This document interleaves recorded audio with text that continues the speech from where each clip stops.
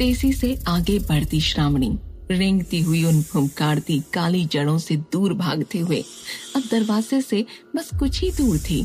ये देख उन जड़ों का फुफकारना और भी तेज हो गया। जड़ें श्रावणी की तरफ तेजी से बढ़ीं, मगर जैसे ही श्रावणी ने राय बहादुर की दीवो बाली उन जड़ों की तरफ की, उसके सुनहरे उजाले से डरकर जड़ें फिर दीवारों के पीछे छुपती हुई श्रावणी से दूर भागने लगीं। वहीं कोहनी और घुटनों के बल आगे बढ़ती श्रावणी आखिरकार दरवाजे तक पहुंच ही गई। अपने शिकार को यूं जाता देख जड़ों के कई जत्थे अब फुफकारते हुए श्रावणी की ओर झपटे। श्रावणी घबरा गई। तभी पीछे से आती एक लता श्रावणी के गले में डले इस धागे को, जिसमें राय बहादुर की बाली लटकी थी, उसे खींचने ही वाली थी, जिसे देख अन्य जड़ें खुश होती हुई फुफकारने लगीं। वो श्रावणी के गले से बाली निकालने ही वाली थी, पर उससे पहले ही श्रावणी कूदती हुई दरवाजा खोल दूसरी ओर गिर पड़ी और अब जल्दी से दरवाजा लगा दिया। वो भयानक जड़ें झुंझलाकर गुस्से में फुंकारती हुई लोहे के इस मजबूत दरवाजे पर अपने आप को फेंकने लगीं, मगर श्रावणी अब सुरक्षित थी। उन जड़ों का इस दरवाजे से बाहर निकलना असंभव था। श्रावणी ने चमकती हुई बाली को फिर अपनी छाती से चिपकाकर अपने कपड़ों में डाल लिया और पसीना पोंछकर पलटी ही थी कि सामने पड़ी सैकड़ों छिन्न भिन्न लाशों के ढेर को देख उसकी चीख निकल गई। दरअसल ये खुफिया रास्ता उसे महल के तलघर में ले आया था, जहां रहस्यमय तरीके से मरे कई विक्षिप्त शरीर सूख चुके खून से लथपथ जमीन पर किसी ढेर से पड़े थे। उन शरीरों से निकलते रसाव, बाहर निकलती आंतड़ियां, हड्डियां, मांस, शरीर से उगती उन अजीब काली जड़ों और उन्हें नोचकर खाते उन सभी कीटों को देख श्रावणी का मन घबराने लगा। लोगों की ऐसी हालत देख श्रावणी की आंखें भर आईं। किसने किया होगा ऐसा? इतनी नृशंस हत्याएं शैतान के अलावा और कोई नहीं कर सकता। मगर तभी तलघर के दरवाजे की तरफ आगे बढ़ती श्रावणी का पैर फिसला और वो उन्हीं लाशों के बीच गिर पड़ी। उसके सिर का वो ताज जो उसने कमर में बांध रखा था, वो उछलकर लाशों के ढेर में जा गिरा। जमीन पर पड़े पड़े सूख चुके खून और मुर्दा लाशों के बीच खुद को पा श्रावणी का दिल और भी तेजी से धड़कने लगा। तभी वो काली जड़ें जो उन शरीरों से उग रही थीं, अचानक सभी की सभी एक साथ श्रावणी को देख पलटी। श्रावणी चिल्ला उठी, मगर इस बार उसकी चीख बदकिस्मती से तहखाने के बाहर अपने तो सैनिक के साथ खड़े उन्हें कुछ आदेश देते महामंत्री कुषाण के कानों तक पहुंच गई। वो चौकन्ने हो गए।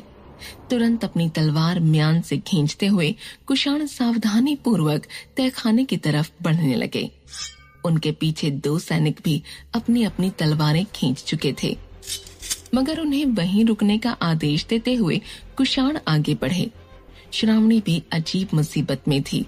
अंदर लाशें, ये डरावनी काली जड़ें, खून और बाहर खुद महामंत्री कुषाण, जो उसे पहले ही तस्वीर बनाकर टांग देने की धमकी दे चुके थे। इधर श्रावणी के कानों में भी तहखाने की तरफ बढ़ते कदमों की गूंज पड़ी।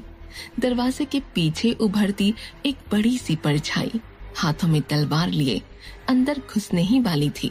श्रावणी तुरंत उन लाशों के बीच से उठती हुई अपने उस ताज को वहीं लाशों के ढेर के बीच छोड़ भागी, मगर वो भागती भी कहाँ। दरवाजे के दूसरी तरफ थी वही फुफकारती काली जड़ें। श्रावणी हर तरफ से फंस चुकी थी। तभी एक जोरदार लात के वार से दरवाजा खुल गया। कुषाण हाथों में तलवार लिए अंदर आए। उन्होंने तेजी से अपनी नजरें हर ओर दौड़ाईं, मगर आश्चर्यजनक रूप से वहां कोई भी न था। श्रावणी एक खंभे के पीछे गुप्त अंधेरे में छुपी सहमी खड़ी थी कि तभी उसे अंधेरे के पीछे एक और खुफिया गड्ढेनुमा रास्ता दिखा। श्रावणी बिना कोई आवाज किए उस रास्ते के मुंह पर पड़े लोहे के ढक्कन को खोलती हुई रेंगकर दूसरी ओर बढ़ गई। इधर ढक्कन के वापस बंद होने से हुई हल्की सी आवाज भी महायोद्धा कुषाण के कानों में पड़ गई। वो गुर्राकर चिल्लाए, कौन है वहां? उन्होंने तुरंत मशाल जलाकर देखा मगर अब तक श्रावणी जा चुकी थी। वहां पर कोई भी नहीं था सिवाय उन लाशों और लाशों से उगती भयानक काली जड़ों के। हैरानी से हर ओर ढूंढ चुके कुषाण ने अब कुछ सोचकर फिर लाशों के बीच आते हुए अपने सबसे विश्वास पात्र सैनिकों को बुलाया। विशंभर, तेज, आ जाओ अंदर। आदेश पाते ही विशंभर और युवा तेज बहादुर अपनी नंगी तलवार लिए अंदर आ पहुंचे, मगर कुषाण के हाथों में जलती मशालों के उजाले में दिखती सैकड़ों लाशों के इस ढेर को देख दोनों की आंखें फटी की फटी रह गईं। इनमें से कई लाशों को वो जानते भी थे। कुछ उन्हीं के साथ के सैनिक, अंगरक्षक, द्वारपाल थे, तो कुछ भावनगर से गायब हुए वो लोग थे जिन्हें गुमशुदा मानकर धीरे धीरे भुलाया जा चुका था। ये विभत्स नजारा देख जहां युवा राय बहादुर की छाती पर घबराहट के मारे सांप रेंग गए, तो वहीं क्रोध से तमतमाते विशंभर ने गरजते हुए कहा, किसने किया है ये महामंत्री जी? आप एक बार मुझे बताइए, आदेश दीजिए, मैं उसका सिर काटकर आपके और महाराज के कदमों में डाल दूंगा।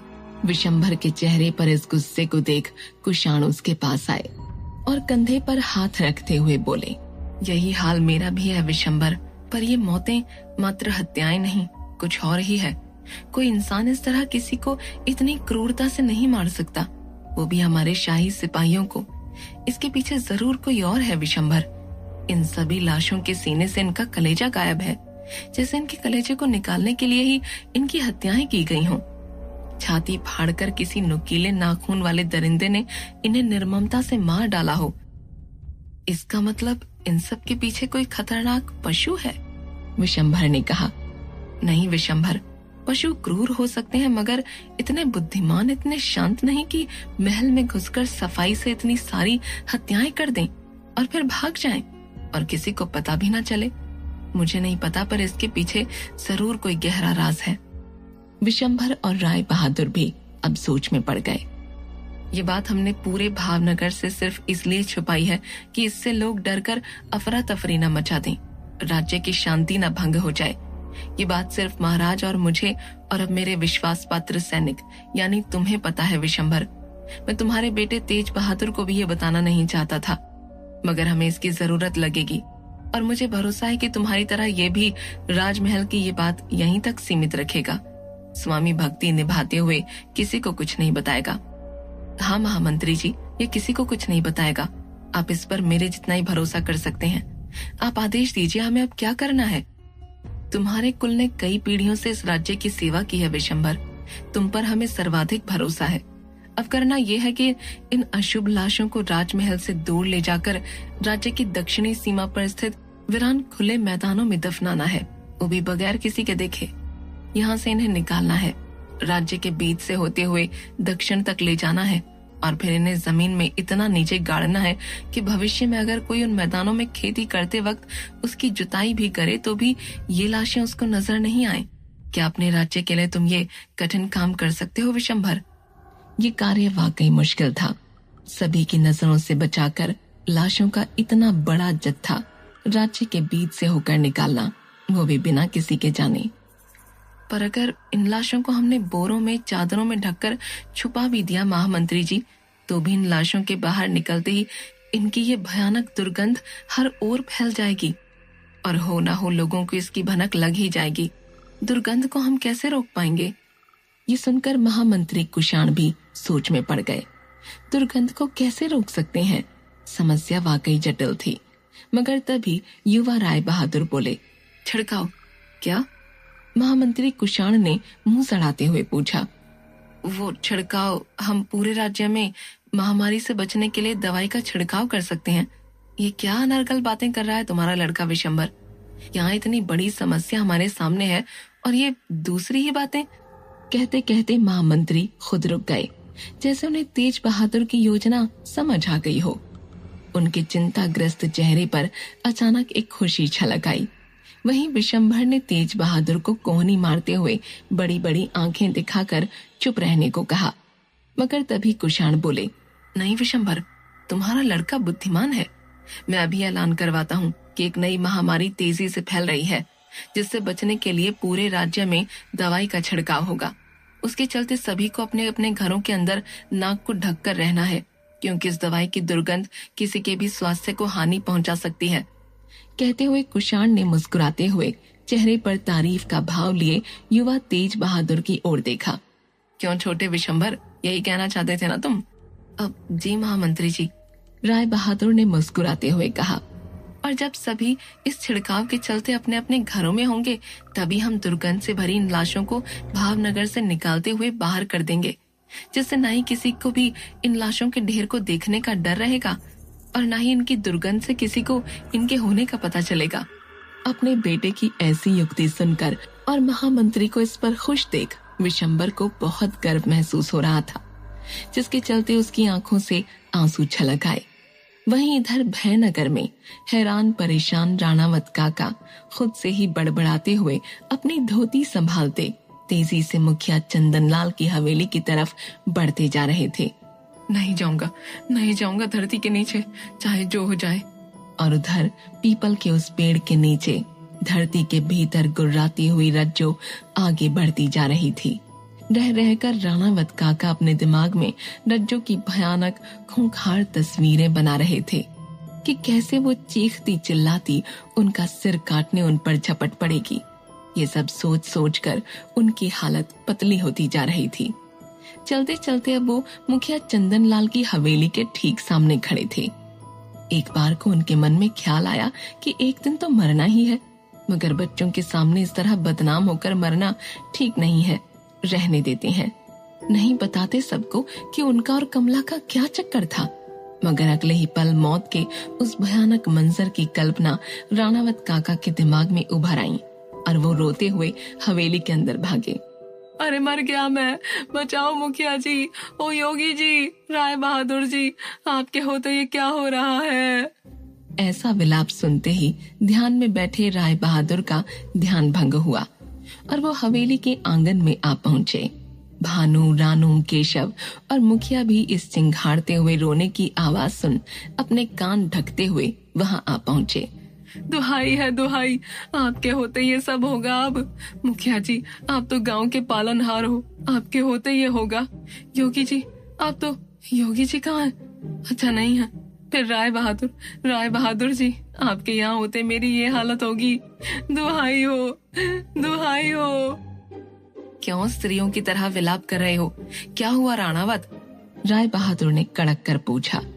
अरे स्त्री के कारण ही तो विलाप है राय बहादुर जी। ये मुखिया जी को तो सब पता है। यहीं इसी जगह ही तो उन आत्माओं ने मुझे धमकाया था कि आज ही के दिन मेरी सिरकटी पत्नी उस पीपल के पेड़ से निकलकर मेरा गला काट कर जमीन के नीचे ले जाएगी। बताओ, अब ये भी कोई मेरी उम्र है मरने की? सो तो है, भानु बीच में बोला। अब मेरा मतलब है दुहाई है दुहाई। कितनी ही उम्र होगी आपकी? यही कुछ 60-65 साल होगी। क्यों? अरे नहीं, राणावत ने भड़कते हुए कहा। सिर्फ और सिर्फ 50 साल का हूँ मैं। मुझे बचा लीजिए राय बहादुर जी, बचा लीजिए। उठो। राय बहादुर ने राणावत को उठाते हुए कहा। और साफ साफ बोलो, क्यों मारना चाहती है तुम्हारी पत्नी की आत्मा तुम्हें? राणावत ने चेहरे पर मासूमियत ओढ़कर जवाब दिया। अब मैं क्या जानूं, आत्मा है वो तो, उसका मन, मेरा मतलब वो तो कुछ भी कर सकती है ना। अरे कितना झूठ बोलोगे राणावत, मुखिया चंदनलाल ने टोकते हुए कहा। ये रज्जो भाभी की नहीं, तुम्हारी ही गलती है। जोश में होश खोने की कीमत है ये। राय बहादुर कुछ भी बोल या समझ पाते उससे पहले ही राणावत हाथ जोड़ते हुए मुखिया के सामने गुहार लगाते हुए बोला। अरे गलती तो सबसे ही होती है। मुझे पछतावा है मेरी गलती का, और आज के बाद मैं कभी ऐसा नहीं करूंगा।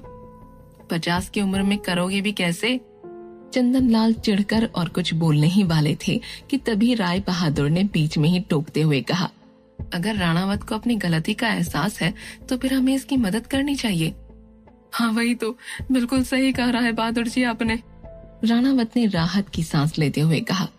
मगर इससे पहले जिसके तुम गुनहगार हो उनसे अपनी गलती मानते हुए तुम्हें माफी मांगनी होगी, तभी कुछ हम कर पाएंगे। सुनते ही राणावत की जान गले को आ गई।